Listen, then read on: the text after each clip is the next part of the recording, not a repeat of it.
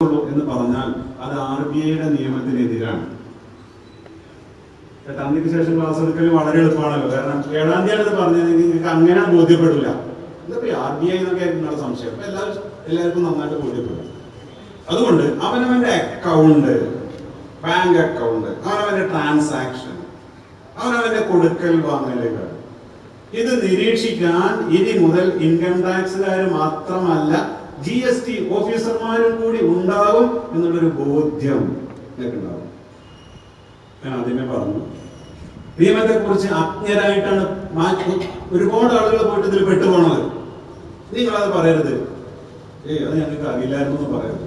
അതിനൊക്കെയാണ് നിങ്ങളെ നേതാക്കള് ഈ വിലയേറിയ സമയവും ഇന്നത്തെ കാലത്ത് ഈ വിലയേറിയ പണമൊക്കെ സംഘടിപ്പിച്ച് ഇത്തരം ക്ലാസുകൾ നടത്തുന്നത് അതിനാണ്. കാരണം എന്താണെന്നല്ലോ, നിങ്ങൾക്ക് എന്തെങ്കിലും സംഭവിച്ചാൽ നേരെ വിരലെ വിളിക്കാം, വരെ വിളിച്ചിട്ട് ഇവര് വേണം അതിന് ബാക്കിയുള്ള കാര്യങ്ങൾ ചെയ്യാൻ. ആ പണി അവിടെ തന്നെ ഒഴിവാക്കാലോ. എനിക്കത് അറിയില്ലായിരുന്നു എന്ന് നിങ്ങൾ പറയരുത്.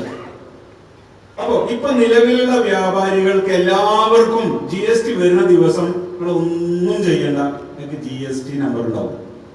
താനേ അവിടെ കയറുക, ഒന്നും ചെയ്യണ്ട. ഓട്ടോമാറ്റിക് ആയിട്ട് മൈഗ്രേഷൻ തുടങ്ങും. കേരളത്തിന്റെ മൈഗ്രേഷൻ നടക്കുക ജനുവരി 1-നാണ്. ഇപ്പൊ മഹാരാഷ്ട്രയുടെ മൈഗ്രേഷൻ നടന്നുകൊണ്ടിരിക്കുന്നത്. നമ്മൾ നേരെ GST നമ്പർ കിട്ടും.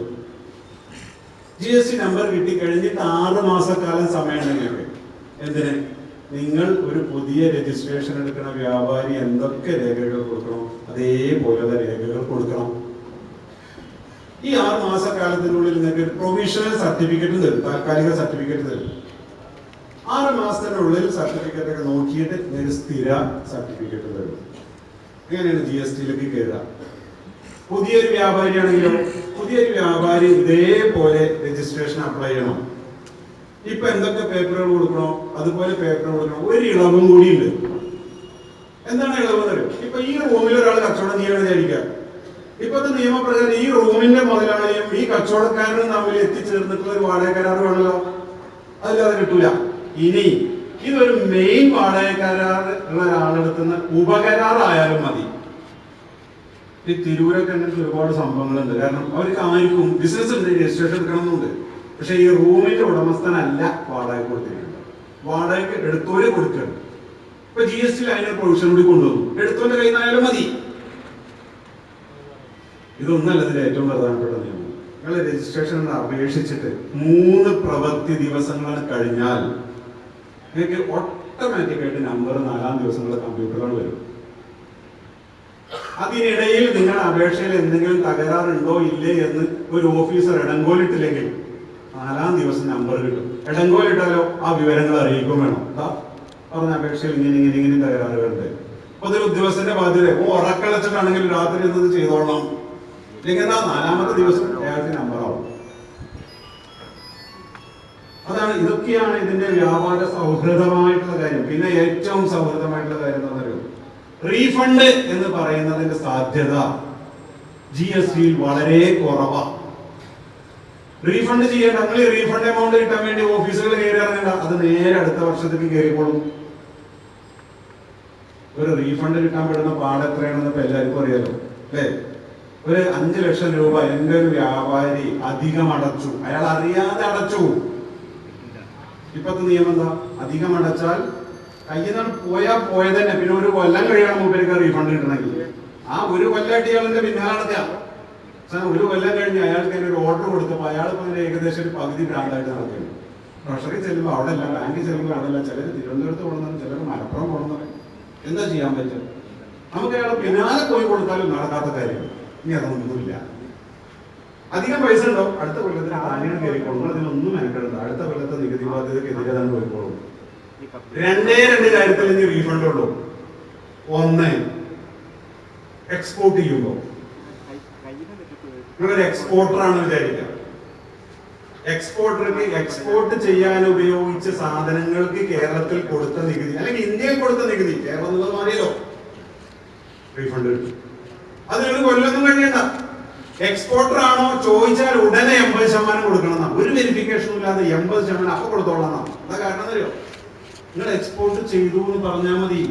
കൊച്ചി കസ്റ്റംസ് ക്ലിയർ ചെയ്ത് കപ്പൽ കയറിനോട് കൂടി നിങ്ങൾ റിട്ടേൺ അത് കയറി. ആ രേഖ കൊണ്ട് ഈ രേഖ കൊണ്ട് ഒരു രേഖയെ ഓഫീസിൽ കൊടുക്കേണ്ടെന്നാണ് പറയുന്നത്. രജിസ്ട്രേഷൻ എടുക്കുമ്പോൾ നിങ്ങളെ ഫോട്ടോ ആയാലും ശരി, നിങ്ങളെ വാടക കരാറായാലും ശരി, പഞ്ചായത്ത് ലൈസൻസ് ആയാലും ശരി, പേപ്പറിന്റെ ഒരു കഷ്ണം കൊണ്ട് ഓഫീസിൽ കയറരുത്. ഒക്കെ കമ്പ്യൂട്ടറിൽ സ്കാൻ ചെയ്തിട്ട് കൊടുക്കാൻ പാടുള്ളൂ. അപ്പോൾ നിങ്ങൾ എല്ലാ ഡീറ്റെയിൽസും ഈ കമ്പ്യൂട്ടറിലുള്ളൂ, പേപ്പറില്ല. GST ബന്ധപ്പെട്ടിട്ട് ഒരു പേപ്പർ ചെന്ന് തെരഞ്ഞിട്ട് അത് കാണാനില്ല എന്നൊരു ഒരു ഓഫീസർ പറയില്ല, അത് ഇതിലുണ്ടാവും. പേപ്പറില്ല, പേപ്പർ കൊടുക്കാൻ വേണ്ടേ പാടില്ല.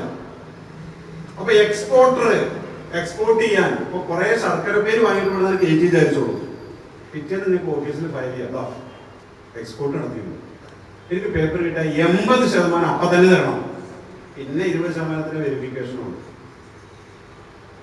എക്സ്പോർട്ട് ചെയ്യുമ്പോൾ എന്താണ് എക്സ്പോർട്ട് എന്നും എക്സ്പോർട്ടിന്റെ പ്രത്യേകത എന്താണെന്നും എക്സ്പോർട്ടിന്റെ പ്രാധാന്യം എന്തെന്നൊക്കെയാണെന്നും വളരെ വിശദമായിട്ട് വേറെ സംസാരിക്കാറുണ്ട്.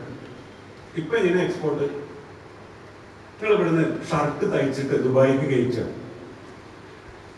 10,000 ഷർട്ട് തയ്ച്ചു, ഞാൻ ദുബായിക്ക് എക്സ്പോർട്ട് ചെയ്തു. അതാ സാറേ കൊച്ചിൻ കസ്റ്റംസിൽ നിന്ന് കപ്പൽ കയറി പോയ ബിൽ ഓഫ് ലേഡിംഗ് ചെയ്താ 10,000 ഷർട്ട് ഇത്ര പെട്ടി കയറി, എക്സ്പോർട്ടായില്ല. അതുകൊണ്ട് നിങ്ങൾക്ക് റീഫണ്ട് കിട്ടൂല, ആ എക്സ്പോർട്ട് അംഗീകരിക്കൂല. എന്താ കാരണം? 10,000 ഷർട്ടിന് തത്തുല്യമായ റിയാല് അല്ലെങ്കിൽ ദിർഹം നിനക്ക് കിട്ടി എന്ന് കാണിക്കുന്ന ബാങ്ക് പാസ്ബുക്ക് കാണിക്കേ, അപ്പോഴേ എക്സ്പോർട്ട് ആവുള്ളൂ. അത് സാറേ അതെ ഒരു മലയാളിയായിട്ടുള്ള ഇടപാടാണ്, ഞാൻ 10,000 ഷർട്ട് ഇവിടെ കയറ്റിയപ്പോൾ 10 ഏക്കർ റബ്ബർ മറിച്ചുള്ള കച്ചവടമാണ് എന്ന് പറഞ്ഞാൽ എക്സ്പോർട്ടല്ല. എക്സ്പോർട്ടിന് ഒരു ആനുകൂല്യം കിട്ടൂല. ഈ 10,000 ഷർട്ട് കയറ്റിയതിന്റെ 5% ടാക്സ് കെട്ടേണ്ടി വരും. കാരണം വിദേശ നാണ്യം നമുക്ക് കിട്ടിയിട്ടില്ല. BRC എന്നതിന്റെ പേര്, ബാങ്ക് റിയലൈസേഷൻ സർട്ടിഫിക്കറ്റ് കാണിക്കണം. ഇനി അതേ ചോദ്യമാണ് ഞാൻ നേരത്തെ പറഞ്ഞ ചോദ്യം വരാൻ പോണത്. നീ 75 ലക്ഷത്തിന്റെ കച്ചവടം എന്ന് പറഞ്ഞു, ബാങ്ക് സർട്ടിഫിക്കറ്റ് കാണിക്കൂ എന്ന് പറയാനുള്ള ഒരു പഴുതുകൂടി വരികയാണ്. അവനവന്റെ ബാങ്ക് അക്കൗണ്ട് വേണ്ടതിന് 100% ഉപയോഗിക്കണം, വേണ്ടാത്തതിന് 1% പോലും ഉപയോഗിക്കരുത്. സത്യത്തിൽ നമുക്ക് ഇതിനെ കുറിച്ചൊന്നും യാതൊരു ബോധവുമില്ല. അപ്പൊ ഓരോരുത്തർ കടന്ന് പരക്കം വയ്യാണ്. ഒരാളെ എന്നോട് വന്നിട്ട് ചോദിച്ചു, കുറച്ച് പൈസ കയ്യിലുണ്ട്, എത്ര ഉണ്ട് ചോദിച്ചു. അധികമൊന്നുമില്ല, ഒരു 9 ലക്ഷം. ഇതൊന്ന് വെളുപ്പിക്കണം. വെളുപ്പിക്കണ ഏജന്റൊന്നല്ല, എന്നോട് അഭിപ്രായം ചോദിച്ചാ. എന്തൊക്കെ വിളിപ്പിക്കണം, നിങ്ങൾക്ക് 15 ഏക്കർ റബ്ബർ എസ്റ്റേറ്റ് ഇല്ലേ, നിങ്ങളെ ഭാര്യയുടെ പേരിൽ ഉണ്ട്. നിങ്ങൾ ഒരു കാര്യം ആദ്യം മനസ്സിലാക്കേ, നിങ്ങൾ കൃഷിയിൽ നിന്ന് കിട്ടുന്ന എത്ര വരുമാനമാണെങ്കിലും എത്ര ലക്ഷമാണെങ്കിലും അതിന് ഇൻകം ടാക്സ് ഇല്ലല്ലോ. നിങ്ങൾക്ക് ഒരു 150 ഏക്കർ റബ്ബറിന്റെ വിചാരിച്ചോളി, അതിന് നിങ്ങൾക്ക് ഒരു വർഷം ഒരു 50 ലക്ഷം രൂപ ലാഭം കിട്ടുന്ന വിചാരിച്ചോളി, ₹1 ഇൻകം ടാക്സ് കൊടുക്കണ്ടല്ലോ. പക്ഷെ അത് ഇൻകം ടാക്സ് റിട്ടേണിൽ കാണിക്കണം. ഞാൻ അയാളോട് ചോദിച്ചു, നിങ്ങൾ 9 ലക്ഷം കയ്യിൽ വെച്ചിട്ട് ഭ്രാന്തമാരെ പോയി പായുന്നതിനാണ്? നിങ്ങൾക്കത് വെള്ളം വൈറ്റ് മണിയാണല്ലോ. ഇവരെ കണ്ണൊക്കെ വൈറ്റ് മണി അങ്ങനെ. നിങ്ങൾക്ക് ഭാര്യയുടെ പേരിൽ 15 ഏക്കർ റബ്ബർ എസ്റ്റേറ്റില്ലേ, അപ്പൊ നിങ്ങൾക്ക് അത് വെളുത്ത് തന്നെയാണ് നിങ്ങൾ റിട്ടേൺ ഫയൽ ചെയ്യുന്നത്. റിട്ടേൺ ഫയൽ ചെയ്യണല്ലേ, അത് ഞാൻ ചെയ്തിട്ടില്ല, പിന്നെ എങ്ങനെ അത് വെളുക്കുക? എത്രയോ ആളുകൾക്ക് കൃഷിയുണ്ട്, അവർക്ക് അതിൽ നിന്നുള്ള വരുമാനമാണെന്ന് പറഞ്ഞ് ഡിക്ലെയർ ചെയ്ത കഴിയുന്ന കാര്യമുള്ളൂ. ഈ പരക്കം പായണതൊക്കെ ഒരു 10 ലക്ഷത്തിന്റെ താഴെയാണ് പരക്കം പായണതിന്റെ ഒരു 60% ആളുകളും. അവർക്കറിയില്ല. ഞാൻ അവരോട് പറഞ്ഞു, നിങ്ങൾ റിട്ടേൺ ഇപ്പൊ ഫയൽ ചെയ്യും, ഈ വർഷം ഫയൽ ചെയ്യും, ധൈര്യമായിട്ട് ബാങ്കിൽ കൊണ്ടിട്ട് 9 ലക്ഷം ഈ ഫെബ്രുവരിയിൽ ഫയൽ ചെയ്താൽ മതി. ഇതിന്റെ 15 ഏക്കർ റബ്ബർ കിട്ടിയ വരുമാനമാണ്, അതിന്റെ ബില്ലും സംഘടിപ്പിച്ചു. ഒരു പ്രശ്നം മുമ്പേക്ക് അപ്പോഴാണ് ശ്വാസം നേരാണ് വീണത്. ഇങ്ങനെ ഒരു വഴി ഉണ്ടല്ലേ, അത് എത്ര ആൾക്കറിയും? അറിയില്ല. അതാ ഞാൻ പറഞ്ഞത്, നമ്മുടെ ബാങ്ക് അക്കൗണ്ടിൽ കാണിക്കേണ്ടത് കാണിക്കണം, കാണിക്കേണ്ടാത്തതായ ₹1 പോലും കാണിക്കുകയും ചെയ്യരുത്. ഇനിമേൽ അത് കർശന നിയന്ത്രണം. എനിക്ക് വാട്സപ്പിൽ ഒരു സർട്ടിഫിക്കറ്റ് വന്നു, ഒരു നോട്ടീസ് വന്നു, അത് എത്രയാണ് യാഥാർത്ഥ്യം എനിക്കറിയില്ല. 8-ാം തീയതി നോട്ട് നിരോധനം വന്നതിന് ശേഷം 12-ാം തീയതി ഈ ചങ്ങാതി പോയിട്ട് 4,31,000 രൂപ ഒരു ബാങ്കിലിട്ടു. അസംബ്ലി കിട്ടിയോ? ഇൻകം ടാക്സിന്റെ നോട്ടീസ് വരിക. എന്റെ വിചാരത്തിൽ ഒരു കൊല്ലൊക്കെ കഴിഞ്ഞിട്ടേ വരുള്ളൂ, ഒരാഴ്ച കഴിയണേലും പോകുന്നു. സഹോദര 4,31,000 ബാങ്കിലിട്ടതായി കണ്ടിട്ട് ഇതിന്റെ സോഴ്സ് കാണിക്കുന്നതാണ്. ഈ കാര്യം നമ്മളെ കയ്യിൽ നിന്ന് പിടിപെടും. അപ്പൊ എന്താണ് GSTയുടെ വിഭാവനം എന്താണെന്നറിയോ? നികുതി വെട്ടിക്കാനുള്ള എല്ലാ വഴികളും അടക്കുന്നു. അത് നിങ്ങൾക്ക് സന്തോഷമുള്ള കാര്യമാണ്, കാരണം വ്യാപാരികൾ നികുതി വെട്ടിപ്പിന് കൂട്ടു നിൽക്കുന്നവരല്ല. പിന്നെ എന്തുകൊണ്ടാണ് അവര് നികുതി വെട്ടിപ്പിന് കൂട്ടു നിൽക്കുന്നത് അറിയോ? സാറേ, ഈ അങ്ങാടിയിൽ ഒരു 10-50 ആൾക്ക് രജിസ്ട്രേഷൻ ഉണ്ട്, ഒരു 100-150 ആൾക്ക് രജിസ്ട്രേഷൻ ഇല്ല. ഇത് പോയി നിങ്ങളടുത്ത് വന്ന് എടുത്തുകൊണ്ടല്ലേ ഇപ്പൊ ഞങ്ങളെ പിന്നാലെ നടക്കുന്നത്? എടുക്കാത്ത എത്ര ആൾക്കാർ ഇത് നടക്കുന്നുണ്ട്. ഈ ഒരു സംഘടന ഇവരെ നികുതി വെട്ടിക്കാൻ പ്രേരിപ്പിക്കുന്നത്. ഈ പരിപാടി ഇല്ലല്ലോ. ഈ 150 ആളുണ്ടെങ്കിൽ 150 ആളുകൾ എടുക്കാൻ നിർബന്ധിതരാ. കാരണം എല്ലാ ട്രാൻസാക്ഷൻസും ബാങ്കിലൂടെയാണ്. ഇത് എല്ലാവർക്കും കാണാനും പറ്റും. ഓട്ടോമാറ്റിക് ആയിട്ട് വന്ന് രജിസ്ട്രേഷൻ എടുക്കും. നിങ്ങൾക്ക് സന്തോഷമായി. അപ്പുറത്ത് പോകുന്ന രജിസ്ട്രേഷൻ ഉണ്ട്, ഇപ്പുറത്ത് പോകുന്നുണ്ട്, ഇരിക്കുന്നുണ്ട്. പിന്നെന്താ പ്രശ്നം? എല്ലാവർക്കും ബില്ല് പണി, എല്ലാവർക്കും ബാങ്ക് പണി, ഒരേ വിലയാവും. ഒരു നിയമമാണ് ഒരു വ്യവസ്ഥിതി ഉറപ്പിച്ചു നിർത്തുന്നത്. അങ്ങനെ ഒരു വ്യവസ്ഥിതി ഉറപ്പിച്ചു നിർത്തുന്ന നിയമമാണ് GST. വരും. അതുകൊണ്ട് ഞാൻ പറഞ്ഞത്, ഇപ്പൊ 10 ലക്ഷമുള്ളൂ, 12 ലക്ഷമുള്ളൂ, GSTക്ക് കയറുമ്പോൾ 20 ലക്ഷമാണല്ലേ അടിസ്ഥാനം. അതുകൊണ്ട് ഞാൻ ഇതിന് ഒഴിവാകുന്നത് ദയവേത് ആളുകൾ വിചാരിക്കരുത് യഥാർത്ഥ ട്രാൻസാക്ഷൻ ഉണ്ടെങ്കിൽ നിങ്ങൾ ഒഴിവാണെന്ന് പറഞ്ഞാലും പിന്നാലെ ഈ കാര്യം വരും. അതുകൊണ്ട് ഒഴിവാണെങ്കിൽ ഒഴിവില്ലെങ്കിൽ അതിന് ശ്രമിക്കരുത്. GSTയുടെ വേറെ വ്യത്യാസം എന്താ അറിയും? GSTയിൽ ചില കുറ്റങ്ങൾക്ക് ചില പെനാൽറ്റികൾ പറഞ്ഞിട്ടുണ്ട്. പെനാൽറ്റി എന്ന് പറയുന്നത് ഫുട്ബോൾ കളിയിലെ പെനാൽറ്റി പോലെ തന്നെയാണ്. ഫുട്ബോൾ കളിയിലെ പെനാൽറ്റി ആണെങ്കിൽ റഫറിക്ക് വിധിച്ചല്ലേ മതിയാവുള്ളൂ. ഇപ്പോഴത്തെ നിയമം അങ്ങനെയല്ല. അപ്പൊ ഓഫീസർക്ക് വേണമെങ്കിൽ വിധിച്ചാൽ മതി. പെനാൽറ്റി നോട്ടീസ് ഒന്ന് ഒഴിവാക്കി തരുന്നത് ഓഫീസർ ഒഴിവാക്കി കൊടുക്കും. GSTയിൽ പെനാൽറ്റി നിർബന്ധം. അതെന്തിനാണെന്ന് ചോദിച്ചാൽ അത് അഴിമതി കുറക്കാനാണ് എന്നാ പറയുന്നത്. അതുകൊണ്ട് ടാക്സ് അടക്കുന്നു, പലിശ അടക്കുന്നു, പിന്നാലെ പെനാൽറ്റി അടക്കുന്നു. അടച്ചില്ലെങ്കിൽ റിട്ടേൺ കയറില്ല. പെനാൽറ്റി നിർബന്ധമാണ്. അതുകൊണ്ട് GSTയിൽ പെനാൽറ്റി വെച്ച് കളിയില്ല. അപ്പൊ ഇതുപോലുള്ള കുറ്റങ്ങൾ ചെയ്യാതിരിക്കും. ഇനി രജിസ്ട്രേഷൻ കിട്ടിക്കഴിഞ്ഞു, എങ്ങനെയാ റിട്ടേൺ ഫയൽ ചെയ്യാം? റിട്ടേൺ ആണ് ഏറ്റവും വലിയ. ഞാൻ നേരത്തെ തന്നെ റിട്ടേണിന്റെ കാര്യം പറഞ്ഞു. ഒരു മാസത്തിൽ 3 റിട്ടേണാണ്. അത് ശരി, 3 റിട്ടേൺ. ഇതുവരെ ഒരു റിട്ടേൺ തന്നെ ഫയൽ ചെയ്യാൻ ഞങ്ങളെ കൊണ്ട് പറ്റിയിരുന്നില്ല. അപ്പൊ ഇത് 3 ആയോ എന്ന് ചോദിക്കരുത്. വളരെ ലളിതമാണ്. ആദ്യത്തെ റിട്ടേൺ മാത്രമേ ബുദ്ധിമുട്ടുള്ളൂ. എന്താ ബുദ്ധിമുട്ട്? എല്ലാ വിൽപ്പനയും നിങ്ങൾ കയറ്റണം. നിങ്ങളെ വിൽപ്പന ഇങ്ങനെ കയറ്റിയാൽ മതി. നാട്ടുകാരെ വാങ്ങലും കൂടി നിങ്ങൾ ഇങ്ങനെ കയറ്റിക്കൊണ്ടിരിക്കുന്നു. എവിടേക്കെയോ ഇരുന്നിട്ട് നിങ്ങളെ വാങ്ങലും കൂടി ആരൊക്കെയോ കയറ്റിക്കൊണ്ടിരിക്കുന്നുണ്ട്. ബേജാറാവണ്ട. 10-ാം തീയതി കഴിയുമ്പോ ഇന്ത്യ മഹാരാജ്യത്തുള്ള എല്ലാവരുടെയും വിൽക്കലും വാങ്ങലും കമ്പ്യൂട്ടർ കയറി. വിൽക്കൽ മാത്രം കയറ്റിയാൽ മതി. അത് ഓരോരുത്തരുടെ വാങ്ങലാണല്ലോ. നിങ്ങൾ 10-ാം തീയതി ഇരുന്ന് പരിശോധിക്കുന്നു. ഇത്തരത്തിലും ബില്ലുകൾ എനിക്ക് വരാനുണ്ടെന്ന് പറയുന്നു, അയാൾ ചേർക്കുന്നു. ഇത്തരത്തിലും ബില്ലുകൾ എന്റെ പേരിൽ വരാനുള്ളതല്ല എന്ന് പറയുന്നു, അയാൾ അത് ഡിലീറ്റ് ചെയ്യുന്നു. അത് കഴിഞ്ഞ് 15-ാം തീയതി രണ്ടാമത്തെ റിട്ടേൺ ഫയൽ ചെയ്യുന്നു. പ്രത്യേകിച്ച് ഒരു കുഴപ്പമില്ലാതെ എനിക്ക് 1500 വാങ്ങിയിട്ടുണ്ട്, 1500 തന്നെ കമ്പ്യൂട്ടറിലുള്ളൂ, ഒരു കുഴപ്പമില്ലെങ്കിൽ രണ്ടാമത്തെ റിട്ടേൺ ഫയൽ ചെയ്യാൻ ഒരു വിരലിന്റെ ഞെക്ക് മതി. അതൊന്നും ചെയ്യാനില്ല, ഞെക്കി രണ്ടാമത്തെ റിട്ടേൺ പോയി. ശരിയായി. മൂന്നാമത്തെ റിട്ടേൺ 20-ാം തീയതി. ഏതായി മൂന്നാമത്തെ റിട്ടേൺ? വാങ്ങിയത് ഒരിടത്ത്, വിറ്റത് ഒരിടത്ത്, നികുതി ബാധ്യത ഉണ്ടെങ്കിൽ ആ നികുതി അടക്കാനുള്ള പണി മാത്രമേ 3-ാം റിട്ടേണിലുള്ളൂ. ഇനി എങ്ങനെ നികുതി ഇതേവരെയുള്ള അടവെങ്ങനെ? അല്ലെങ്കിൽ നിങ്ങളെ ബാങ്ക് അക്കൗണ്ടിൽ നിന്ന്, അല്ലെങ്കിൽ കണക്കെടുക്കുന്ന ആളുടെ ബാങ്ക് അക്കൗണ്ടിൽ നിന്ന്. ഇനി അങ്ങനെയല്ല, ഇനി അവനാന്റെ ബാങ്ക് അക്കൗണ്ടിൽ നിന്നാണ്. അതിനാണ് റിട്ടേണിൽ നിങ്ങൾക്ക് ഒരു ക്യാഷ് ലെഡ്ജർ ഉണ്ട്. ഇലക്ട്രോണിക് ക്യാഷ് ലെഡ്ജർ എന്നാണ് അതിന്റെ പേര്. അതിൽ കുറെ അഡ്വാൻസ് വേണമെങ്കിൽ നിങ്ങൾക്ക് ഇടാം. അപ്പൊ BSNL ബില്ല് അടക്കുമ്പോൾ അങ്ങനെയാണല്ലോ, കുറെ അഡ്വാൻസ് ഇടാലോ. എന്നാ പോലെ അതിന്നാ കയറി പോവുക. ഒന്നാമത്തെ റിട്ടേൺ വന്നു, രണ്ടാമത്തെ റിട്ടേൺ വെരിഫിക്കേഷൻ, മൂന്നാമത്തെ റിട്ടേൺ നികുതി ബാധ്യത കണക്കാക്കി. പിന്നെന്താ പണി? ഒറ്റ ഞെക്കല് ക്യാഷ് ലെഡ്ജറിന് കയറി പോയിക്കോളൂ. പണി കഴിഞ്ഞു. ഒന്നും ചെയ്യും, പേപ്പറും ഫയൽ ചെയ്യണ്ട, ഒന്നും ചെയ്യും, പ്രിന്റ് കൊടുക്കണ്ട, ഇതോട്ട് ഓഫീസിൽ കൊണ്ടു കൊടുക്കും വേണ്ട, ഒന്നും ചെയ്യണ്ട. റിട്ടേൺ എന്തെങ്കിലും തകരാറുകൾ ഉണ്ടെങ്കിൽ അത് പരിഷ്കരിക്കാൻ 18 മാസത്തെ സമയമുണ്ട്. ഇതൊക്കെയാണ് ഇതിന്റെ അടിസ്ഥാനപരമായ കാരണങ്ങൾ. വളരെ അടിസ്ഥാനപരമായ കാര്യങ്ങളെ ഞാൻ പറഞ്ഞിട്ടുള്ളൂ. ഇനി നിങ്ങൾക്ക് എന്തൊക്കെയാണ് അറിയേണ്ടത് എന്നുള്ളതാണ് എനിക്കറിയേണ്ടത്. ഇനി ബാക്കി ക്ലാസ് കൊണ്ടുപോകണം നിങ്ങളാണ്. അതുകൊണ്ട് ആരും സംശയം എണീറ്റ് നിന്ന് ചോദിക്കണമെന്നില്ല. നിങ്ങൾ കൈ പൊക്കിയാൽ മതി. കോഡ്ലെസ് മൈക്ക് നിങ്ങളുടെ അടുത്തേക്ക് എത്തും. അവിടെ ഇരുന്ന് ചോദിച്ചാൽ മതി. എന്ത് ചോദ്യം നിങ്ങൾക്ക് ചോദിക്കാം. കാരണം തരോ? ഇപ്പൊ ഞാനായിട്ട് ഒരു ചോദ്യം ചോദിച്ചിട്ട് അതൊരു പൊട്ടത്തരാവോ എന്ന് വിചാരിക്കരുത്. കാരണം ഇപ്പൊ എല്ലാവരും പൊട്ടന്മാരാണ്. ഞങ്ങൾ ട്രെയിനിങ്ങിന് വിളിച്ചു തിരുവനന്തപുരത്തേക്ക്. ഒരാഴ്ച രാവും പകലും ട്രെയിനിങ്ങായിരുന്നു. ഇപ്പൊ ഇതാദ്യമായിട്ട് ഇപ്പൊ നിങ്ങൾ വേറെ ചില ആൾക്കാരെയും കൂടി കാണാനുണ്ടല്ലോ. കസ്റ്റംസിന്റെ എക്സൈസിന്റെ ഒക്കെ നിങ്ങൾ കാണും. അപ്പൊ നിങ്ങൾക്ക് വേറെ ചില രക്ഷിതാക്കൾ കൂടി വന്നു. വേറെ സെയിൽസ് ടാക്സ് ഓഫീസറെ കണ്ടാൽ മതി. ഞങ്ങൾ തന്നെ ആദ്യമായിട്ട് വേറെ ഗ്രൂപ്പിനെ കാണാം. ഞങ്ങൾ ഒന്നിച്ചിട്ടിരുത്തിയിട്ട് ആ ട്രെയിനിങ്. നിങ്ങളാരാ? ഞാൻ കരിപ്പൂരിലെ കസ്റ്റംസ് ഓഫീസർ. നിങ്ങളോ? ഞാൻ സെൻട്രൽ എക്സൈസ് ഓഫീസറാണ്. ഞാൻ പോണ്ടിച്ചേരിയിലെ സർവീസ് ടാക്സ് ഓഫീസറാണ്. പുതിയ ആൾക്കാരൊക്കെ ഉണ്ട്. ഓരോരുത്തരും ചോദിക്കണ പൊട്ടത്തരം ചോദ്യങ്ങളുണ്ടല്ലോ. ഒരു ഓഫീസർ മൈക്ക് വാങ്ങി ചോദിക്കണം, പഞ്ചസാരയുടെ നികുതി എത്രയാണ്? ആരാ ചോദിക്കണ? Central government officer. പഞ്ചസാരക്ക് നികുതി ഉണ്ടോ? ഞങ്ങൾ ചിരിക്കും.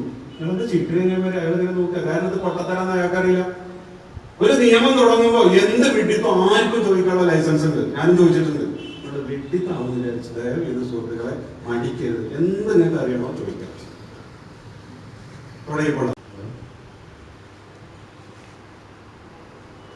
ഇവിടെ സാധനങ്ങൾ വിൽക്കുന്ന സമയത്ത് ഒരാളെ കയ്യിൽ നിന്ന് വാങ്ങി മറ്റൊരാൾക്ക് കൊടുത്തു എന്ന് പറയും. അപ്പൊ അങ്ങനെ ഒക്കെ കൊടുത്തു വാങ്ങിയൊക്കെ ബില്ല് കുറയും കൂടും എന്നൊക്കെ പറയുന്നുണ്ട്. അപ്പൊ അങ്ങനെ ഓരോ പ്രോപ്പർട്ടി പ്രത്യേകം രജിസ്റ്റർ ചെയ്യേണ്ടതുണ്ടോ?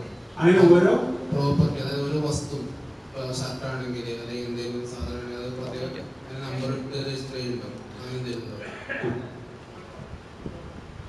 ഒന്നുകൂടി ഉറക്കെ പറയൂ. അതായത് വിൽക്കലും വാങ്ങൽ, ഓരോ വിൽക്കലും അക്കൗണ്ട് ചെയ്യണം, ഓരോ വാങ്ങലും അക്കൗണ്ട് ചെയ്യണം. അപ്പൊ ഞങ്ങൾ കൊണ്ടുവരുന്ന ഓരോ സാധനവും കണക്കിൽ കയറ്റണമെന്നാണ് ചോദ്യം അല്ലേ? നല്ലൊരു ചോദ്യമാണ്. ഇതിന്റെ പ്രത്യേകത കൂടിയുണ്ട്. ഇതുവരെ എങ്ങനെ റിട്ടേൺ ഫയൽ ചെയ്യാനറിയും?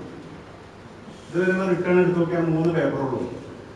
ഇങ്ങനത്തെ റിട്ടേൺ എടുത്ത് നോക്കിയാലേ 15,000 വിൽപ്പന നടത്തിയിട്ടുണ്ട്. 15,000 ബില്ലിലൂടെ ആണെങ്കിൽ 15,000 ബില്ലും കയറ്റണം. അതുകൊണ്ടാണ് ഇതിന്റെ ഹാർഡ് കോപ്പി എടുക്കേണ്ടെന്ന് പറഞ്ഞത്. കാരണം ഇതിന്റെ ഹാർഡ് കോപ്പി എടുത്തിട്ട് ഓഫീസിലേക്ക് വരികയാണെങ്കിൽ ഓട്ടോറിക്ഷ എടുക്കേണ്ടി വരും. അത് ഒഴിവാക്കിയത് അതിനാണ്. ഇത് കയറ്റുന്നതോട് കൂടി ഇതിന്റെ സ്റ്റോക്ക് പൊസിഷനും അതിൽ പോയി. സ്റ്റോക്ക് ഒരു പ്രശ്നമാണ്.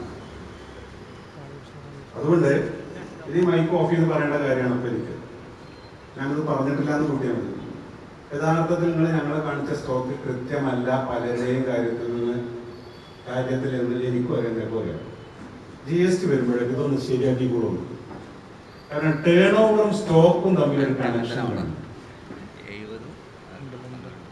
ആ സുഹൃത്ത് ചോദിച്ച ചോദ്യം ഇതാണ്. അങ്ങനെയാണെങ്കിൽ എന്റെ ഓരോ അക്കൗണ്ട് ചെയ്യണം.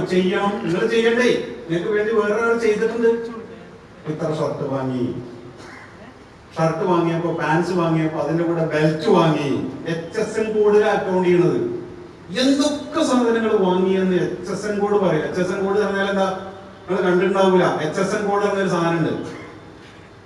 HSN കോഡ് എന്ന് പറഞ്ഞാൽ അന്താരാഷ്ട്ര രംഗത്ത് ഒരു സാധനം എന്താണെന്ന് തിരിച്ചറിയണം. ഒരു കെട്ട് പപ്പടം കൊണ്ട് പോവാണ്. ലണ്ടനിലെ ഹീത്രോ എയർപോർട്ടിൽ ഇറങ്ങുകയാണ്. ലണ്ടനിലെ കസ്റ്റംസ് ഓഫീസർ ചോദിക്കണം, what is this? This is pappadam. മുമ്പിൽ അതിന്റെ HSN കോഡ് നോക്കും.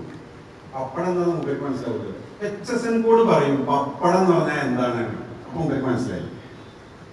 ഓരോ സാധനങ്ങളെയും ബ്രസൽസ് ആസ്ഥാനമാക്കിയിട്ടുള്ള ഇന്റർനാഷണൽ കസ്റ്റംസ് അതോറിറ്റി നമ്പർ ഇട്ട് കൊടുത്തതാണ് HSN കോഡ്. ഇനി എങ്ങനെ അക്കൗണ്ടിങ് എന്നറിയോ? HSN കോഡിലാണ്. അപ്പൊ അദ്ദേഹം ചോദിച്ച പോലെ ഇത്ര ഷർട്ടുകളെ കയ്യിലുണ്ടെന്ന് റിട്ടേണിൽ ഉണ്ടാവും. ഇത്ര വിറ്റു എന്ന് റിട്ടേൺ തന്നെ പോകും. അപ്പോ ഓരോന്നും നിങ്ങൾ അക്കൗണ്ട് ചെയ്യണോ നിങ്ങൾ ചോദിച്ചല്ലോ. നിങ്ങൾ അക്കൗണ്ട് ചെയ്യണ്ട. നിങ്ങൾക്ക് വേണ്ടിയിട്ട് മറ്റൊരാൾ അക്കൗണ്ട് ചെയ്തു. നിങ്ങൾക്ക് വിറ്റതോടുകൂടി നിങ്ങൾ അക്കൗണ്ട് കയറി. പിന്നെ നിങ്ങൾ വിൽപ്പന അക്കൗണ്ട് ചെയ്താൽ മതി. അതുകൊണ്ട് ഒന്ന് താനേ കയറിയാൽ മറ്റത് താനേ ഇറക്കണം. വിൽപ്പന കാണിച്ചില്ലെങ്കിലേ ഈ സാധനം അവിടെ കെട്ടിക്കിടക്കുന്നതായിട്ട് നമുക്ക് മനസ്സിലാവും. മനസ്സിലായോ? താങ്കൾക്ക് മനസ്സിലായോ? യെസ്. ഞാൻ വളരെ സജീവമായ ചോദ്യങ്ങൾ പ്രതീക്ഷിക്കേണ്ടത് മഞ്ചേരി അങ്ങാടിയാണ് കേട്ടോ. ഒരു കുഗ്രാമത്തിൽ ഇന്നലെ രാത്രി ക്ലാസ് എടുത്ത് പിന്നെ 10 മണിയായിട്ട് നാട്ടുകാർ വിട്ടിട്ടില്ല.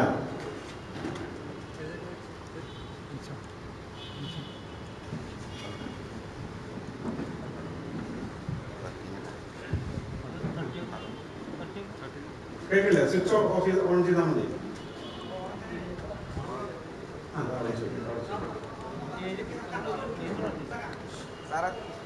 അല്ലല്ല, കേൾക്കണം. എല്ലാവരും കേൾക്കണം. എനിക്ക് കേൾക്കില്ല. മൈക്ക് വർക്ക് ചെയ്തു. ഇത് അത് കൊടുക്കുന്നു. താങ്കൾ ചോദിച്ചോ.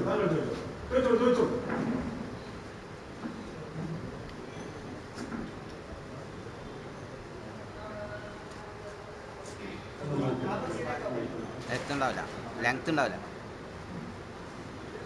പോട്ടെ. കാരണം എന്താണെന്നറിയോ? ഈ സംശയം ചോദിക്കുമ്പോൾ എല്ലാവരും കേൾക്കട്ടെ. അത് വളരെ സംശയം. അപ്പൊ നമ്മള് ഓൾഡ് സ്റ്റോക്ക് എന്ത് ചെയ്യും? ക്ലിയർ ആവും. ആവില്ലല്ലോ. ഇതുവരെ കൊടുത്ത സ്റ്റോക്ക് ക്ലിയർ അല്ലെങ്കിൽ എന്ത് ചെയ്യും? ഒരു സെയിൽ ടാക്സ് ഓഫീസറോട് മത്സ്യന്റെ മുമ്പിൽ സാറ് നേരത്തെ പറഞ്ഞു സെയിൽ ടാക്സ് ഓഫീസർ അല്ല ഫ്രണ്ടാണ്. ഞാൻ അതിന് മറുപടി പറഞ്ഞത്, ഞാനൊരു ആധുനിക വൈദ്യശാസ്ത്രത്തിൽ ഡിഗ്രി എടുത്ത ഡോക്ടറാണ്. പല പല ചികിത്സക്കും നമ്മൾ നാടൻ വൈദ്യന്മാരെ സമീപിക്കും. രാടവൈദ്യന്മാര്, ചില രാടവൈദ്യന്മാർക്ക് വിദ്യ അറിയാം, ഒരു പറഞ്ഞു എനിക്കറിയില്ല. അത് പോയി ചോദിച്ചാൽ മതി, എങ്ങനെ ഇപ്പൊ സ്റ്റോക്ക് നിങ്ങൾക്ക് ചെയ്യാവുന്ന കാര്യം എന്താ? ഈ GST വരുമ്പോഴേക്ക് കുറെ സ്റ്റോക്ക് എഴുതി തള്ളാം. അത് ടാക്സ് കണക്കിലില്ലാത്തതാണെങ്കിൽ കാണിക്കേണ്ട ബാധ്യത നിങ്ങൾക്കില്ലല്ലോ. ഞാനത് ഇവിടെ നിന്നിട്ട് പറയാൻ പാടില്ലാത്തതാണ്. എന്നാൽ പോലും എന്റെ ആൾക്കാർ മഞ്ചേരങ്ങാടിയിലുണ്ട്, അവരൊക്കെ സമീപിച്ചാൽ പറഞ്ഞു. നാസറോടൊക്കെ ചോദിച്ചാൽ നാസർ പറഞ്ഞു. നാസർ അങ്ങനത്തെ ആളാണെന്നല്ല ഞാൻ പറഞ്ഞു കേട്ടോ. പക്ഷെ അതിനെന്താ വഴി എന്നുള്ളത് അവർ പറഞ്ഞത്. പക്ഷെ ഇത് ചെയ്യലും നിർബന്ധം. സോക്കലില്ല, ഞങ്ങളെ കണക്കിലില്ലെങ്കിൽ പിന്നെ സോക്കലില്ലാതെ തന്നെ നമ്മൾ ഒഴിവാക്കുന്നു. അതിനല്ലേ എന്റെ മറുപടി. കൂടുതൽ വേണമെങ്കിൽ എന്റെ വീട്ടിൽ പോയി ഞാൻ പറഞ്ഞു. അടുത്തത്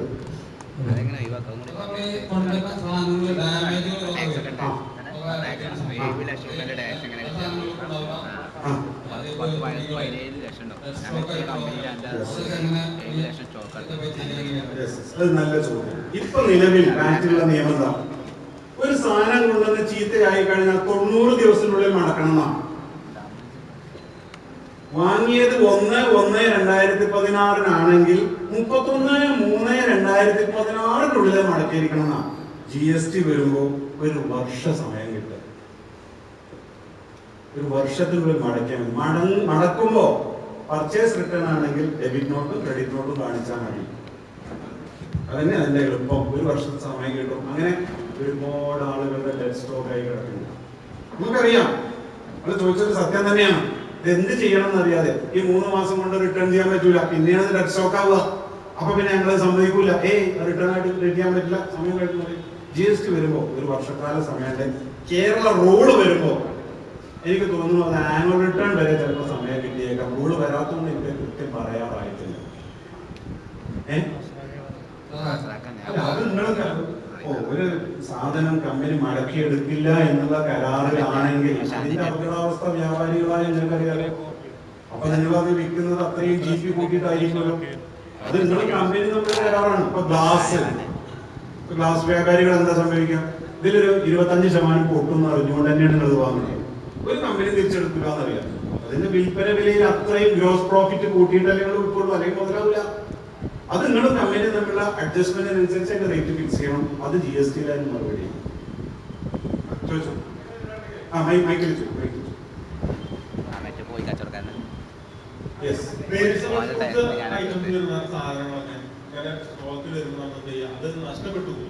ഏതാണ് നിങ്ങൾക്ക് കോഴിയുടെ കഥ തന്നെ പോയില്ലേ? മിക്കവാറും 100% ആകണേന്നാ ഞങ്ങളുടെ പ്രാർത്ഥന. ഈ കുറുക്കന്മാരമായി പുലർച്ചയ്ക്ക് നിങ്ങൾ പിന്നാലെ വേണ്ടല്ലോ.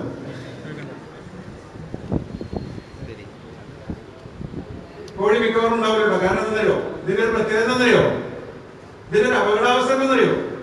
ഒരു പുതിയ നികുതി നിയമം കൊണ്ടുവരാനോ ഉള്ള നികുതി എടുത്തു കളയാനോ ഇന്നേ ദിവസം നമ്മുടെ സംസ്ഥാന ധനകാര്യമന്ത്രി വിചാരിച്ചാൽ മതി.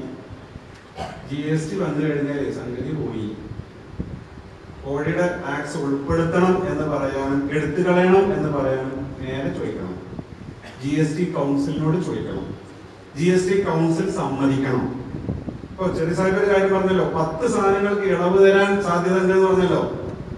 മിക്കവാറും സ്റ്റേറ്റുകൾ ഇളവ് കൊടുക്കൂല. ഒരു ഉദാഹരണം ഞാൻ പറഞ്ഞുതരാം. ഷർട്ടിന് തമിഴ്നാട്ടിൽ ടാക്സ് ഇല്ല എന്ന് വിചാരിക്കാം, കേരളത്തിൽ ടാക്സ് ഉണ്ടെന്ന് വിചാരിക്കാം. ആരെങ്കിലും പോയിട്ട് തമിഴ്നാട്ടിൽ നിന്ന് ഷർട്ട് എടുക്കും.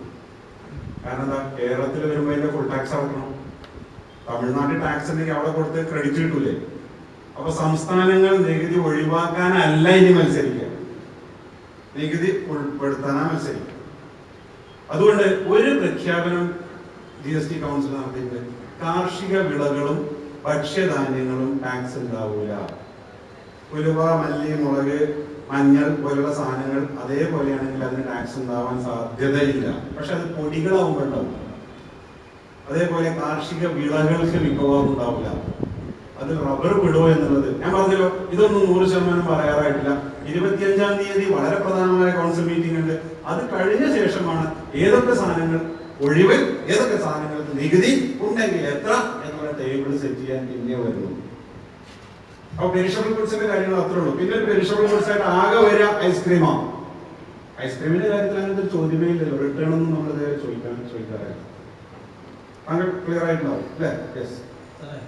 നിലവില് 5-14 ഒക്കെ ടാക്സ് ഐറ്റം GST വന്നു കഴിഞ്ഞാല് 14-28 വരുമ്പോ അത് എങ്ങനെ നമ്മള് ക്ലിയർ ചെയ്യാൻ നഷ്ടം വരും? അതായത് അത് മനസ്സിലാക്കേണ്ട അടിസ്ഥാനപരമായ ഒരു കാര്യമുണ്ട്. ഞാനത് ചോദിക്കുമ്പോൾ തന്നെ പറയാൻ വിചാരിച്ചിട്ട് പിന്നേക്ക് മാറ്റി വെച്ചതാണ്. അതോ ഒരു കാറ് വാങ്ങണം, ഒരു പുതിയ സ്വിഫ്റ്റ് കാർ പോയി വാങ്ങണം, മലപ്പുറം AM മോട്ടോഴ്സിൽ വാങ്ങണം. ആ വാങ്ങണ ബില്ലൊന്ന് വായിച്ചു നോക്കുന്നത്, കാറിന്റെ വില, excise duty 4%, Swachh Bharat cess 0.5%, കൃഷി കല്യാൺ സെസ് 0.5%, അതിന്റെ താഴെ വാറ്റ് 14.5%. ഒക്കെ പാടെ കൂടുമ്പോ എത്രയായി? 29.5% ആയല്ലോ. ഇനി സെൻട്രൽ എക്സൈസ് ഡ്യൂട്ടി ഇല്ല, സെസ് ഇല്ല, വാറ്റ് ഇല്ല, ഒന്നുമില്ല. പകരം ഇതിനൊക്കെ പാടെ GST ഉള്ളൂ. അത് എത്രയാണ്? 28%. അപ്പൊ കൂടെ കുറയുക, കുറെ ചെയ്യണം. ഇനി വേറൊരു പ്രത്യേകത കൂടി ഉണ്ട്. ഇതുവരെ central excise duty Swift car വാങ്ങുമ്പോണ്ടായിരുന്ന സെൻട്രൽ എക്സൈസ് ഡ്യൂട്ടി കൊണ്ടുപോയിരുന്നത് കേന്ദ്രമന്ത്രി അരുൺ ജെയ്റ്റ്ലി സാറാണ്. അതിന്റെ താഴെ എഴുതിയിരുന്ന വാറ്റ് 14 കൊണ്ടുപോയിരുന്നത് ഐസക് സാറാണ്. അല്ലെ? ഇത് രണ്ടും കൂടി ഒന്നായി 28 ആവുമ്പോഴും കൊണ്ടുപോകുന്നത് രണ്ടുകൂട്ടും കൂടി തന്നെ. അപ്പൊ 28% നിങ്ങൾ എങ്ങനെ എഴുതണം എന്നറിയോ? പുതിയ 2 ടേമുകൾ പഠിക്കാൻ പോകും, അതുവരെ കേൾക്കാത്തത്. 28% ആണെങ്കിൽ അതിന് 14 സ്പ്ലിറ്റ് ചെയ്യണം. എന്നിട്ട് നിങ്ങൾ കാർ വ്യാപാരിയാണ് വിചാരിക്കുക, 28% സാധനം വിൽക്കണം വിചാരിക്കുക. CGST 14, SGST 14. CGST എന്ന് പറഞ്ഞാൽ സെൻട്രൽ GST, SGST എന്ന് പറഞ്ഞാൽ സ്റ്റേറ്റ് GST. വില കൂടുതലേ ചെയ്യുക, കുറെ ചെയ്യുക, കാരണം അതിന്റെ മേലുള്ള എക്സൈസ് ഡ്യൂട്ടി പോയി. എന്നാൽ എക്സൈസ് ഡ്യൂട്ടി വരാത്ത സാധനങ്ങൾക്ക് ഇത് ബാധകമാവുമ്പോൾ വില കൂടൂലേ എന്നൊരു ചോദ്യം വരും. എക്സൈസ് ഡ്യൂട്ടി ബാധകമാകാത്ത സാധനങ്ങളെ മിക്കവാറും 12 താഴ്ത്തും. ഇപ്പൊ നിലവിലുള്ള റേറ്റ്, നിർദ്ദേശിച്ച റേറ്റ് ഏതൊക്കെ? 5, 12, 18, 28. അപ്പൊ എക്സൈസ് ഡ്യൂട്ടി ബാധകമാകാത്ത സാധനങ്ങളെ മിക്കവാറും 12 താഴ്ത്താനാണ് സാധ്യത. അപ്പോഴും വില കുറയാനാണ് സാധ്യത. പറയാറായിട്ടില്ല. എല്ലാ പിന്നെ ചെറുസായിട്ട് പറഞ്ഞില്ല, എല്ലാ നിയമം വന്നപ്പോൾ നമ്മളിത് കുറെ കേട്ടതാ, വില കുറയും. ഇതുവരെ ഒന്നിനും കുറഞ്ഞതായിട്ട് കേട്ടിട്ടില്ല. ഇത് വേറെ കാര്യം.